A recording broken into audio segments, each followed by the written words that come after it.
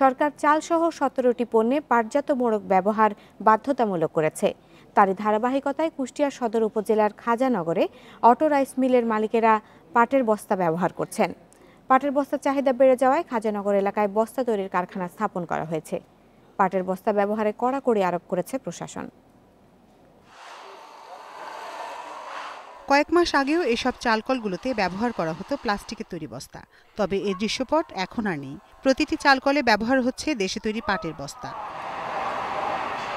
৩ বছর আগে যখন সরকার চাল সরবরাহের জন্য পাটের বস্তা বাধ্যতামূলক করে, তখনই কুষ্টিয়ার খাজানগরের স্বর্গপুরে ওয়াদি জুট মিল নামে কারখানা তৈরি করেন ওমর ফারুক।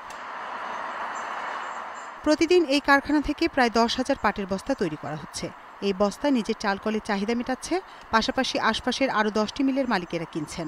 এতে পরিবেশবান্ধব পাটজাত পণ্যের ব্যবহার বৃদ্ধির পাশাপাশি এলাকার মানুষের কর্মসংস্থানও তৈরি হয়েছে।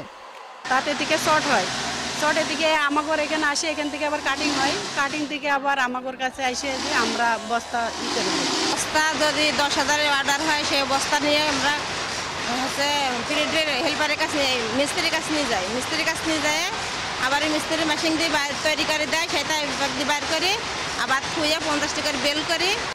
সরকারি পৃষ্ঠপোষকতা পেলে আরও বড় পরিসরে উৎপাদন সম্ভব বলে মনে করেন এই উদ্যোক্তা। বর্তমান প্রোডাকশন প্রায় চলতেছে 12 থেকে 14,000 বস্তা।